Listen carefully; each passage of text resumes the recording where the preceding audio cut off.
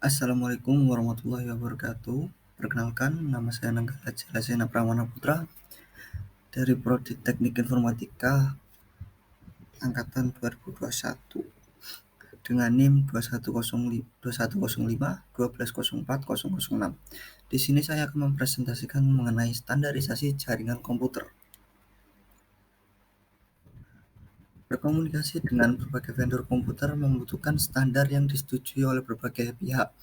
Seperti halnya dua orang berbeda kebangsaan, kemudian membutuhkan penerjemah atau bahasa yang dapat dimengerti oleh kedua belah pihak.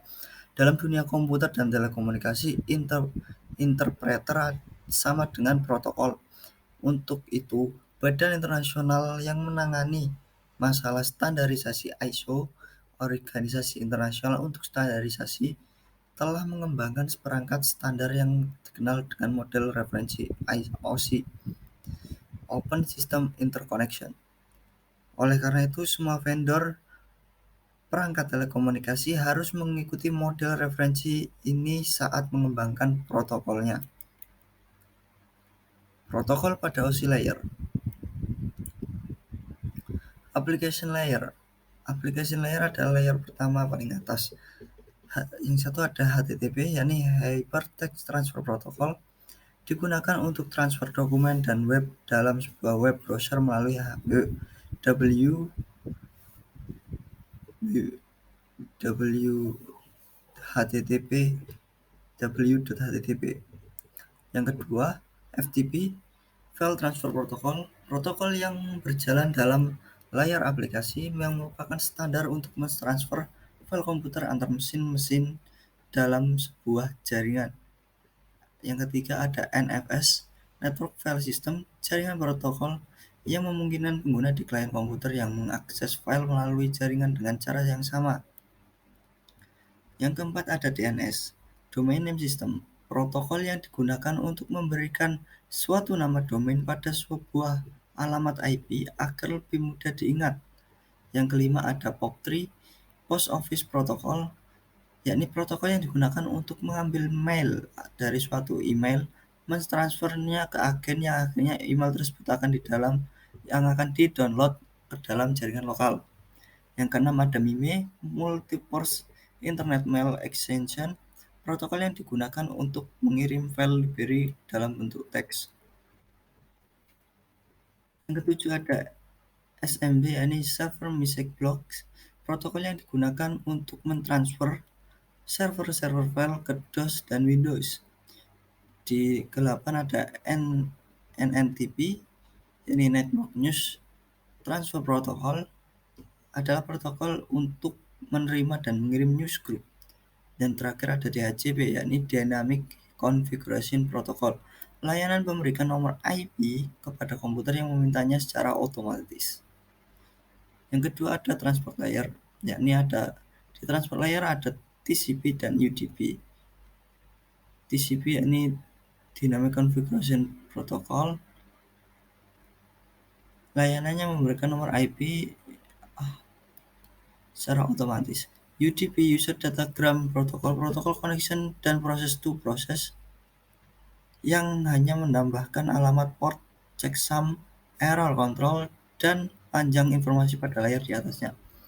Yang ketiga ada network layer. Network layer terdiri dari IP, ARP, RARP, ICMP, dan IGBMP. Apa saja itu? IP adalah Internet Networking Protocol, yakni mekanisme yang digunakan untuk mentransportasikan data dalam paket yang disebut datagram. ARP yakni Address Resolution Protocol, protokol yang digunakan untuk mengetahui alamat IP berdasarkan alamat fisik dari sebuah komputer. Dan ada RARP, Reverse Address Resolution Protocol, yang digunakan untuk mengetahui alamat fisik melalui komputer di dalamnya.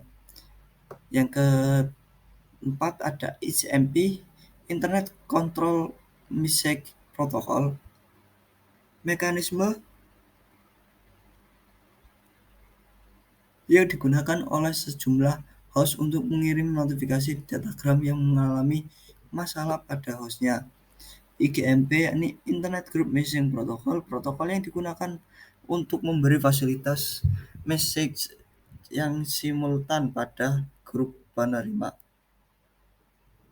Pada data link layer ada dua, yakni P2P atau point to point, protokol yang digunakan pada suatu jaringan, dan SLIP Serial Line Internet Protocol, yakni penyambungan melalui serial atau perkabelan. Di physical layer tidak mempunyai protokol yang spesifik di layer ini karena pada layer ini hanya akan mengirimkan bit-bit data yang akan memunculkan gambar. Perbedaan antara TCP dan UDP, bila TCP adalah connection oriented, tetapi UDP ada connectionless. Karena bila ada UDP, mereka tidak akan memberikan sebuah feedback yang lain. Di TCP ada reliable dan di UDP ada best effort. Penggunaan TCP umumnya akan memberikan suatu feedback apabila ada permintaan. Nah, tetapi di UDP akan tetap mengirimkan sesuatu yang baik terus. Di sini ada network protokol. Beberapa network protokol yakni ada Serial Line Internet Protocol atau SLIP, protokol yang memindahkan data IP melalui saluran telepon. Yang kedua ada Simple Mail Transfer Protocol atau SMTP, protokol yang umum digunakan untuk email dan mengirimkan data dari komputer pengirim email ke server email penerima. Yang ketiga ada Hypertext Transfer Protocol atau HTTP, protokol yang digunakan oleh World Wide Web atau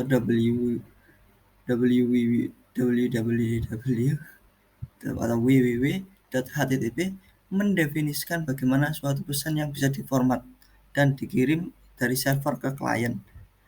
Telekomunikasi network Telnet adalah protokol yang digunakan di koneksi internet atau local area network. FTP sama seperti tadi, pentransferan file komputer dan mesin-mesin antar mesin-mesin dalam sebuah network. Lightweight Direction Access Protocol adalah perangkat lunak yang memungkinkan semua orang mencari resource organisasi, perorangan, dan lainnya.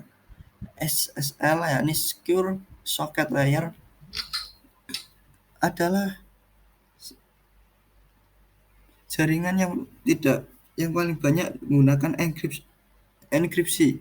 Digunakan tidak hanya keamanan koneksi web, tetapi juga berbagai aplikasi dengan enkripsi jaringan end-to-end. Network protokol yang lainnya ada Simple Network Monitor Protocol atau SNMP, hanya untuk digunakan ke monitoring device jaringan, atau Secure Shell atau SSH, biasa dikenal seperti itu, yakni memungkinkan pertukaran data secara aman antar dua komputer dalam satu jaringan atau lebih dari satu jaringan. Post Office Protocol version POP3 adalah protokol yang digunakan untuk mengambil email dari email server.